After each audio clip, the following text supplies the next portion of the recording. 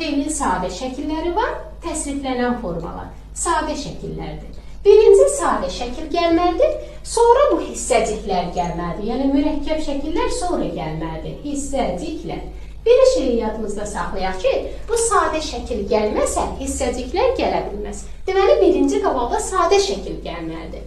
Məsələn, verin mənə yazmalıdır sözü. Yazmalıdır.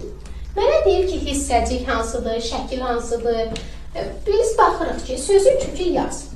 Malın mənini, vacib şəklini tanıyırıq. D-də şöhdə keçmiş zaman tanıyırıq. İki dənə şəkil heç vaxt olmaz, heç vaxt. Həmişə birinci gələn sadə şəkildə o iki şəklə bənzətdiyimiz şey. Birinci gələn sadə şəkil olur, ikinci gələn hissəcik olur. Deməli, yazmalıdır sözündə malı məni, birinci sadə şəkli tapmalıyım. Malı məni feilin vacib şəklidir.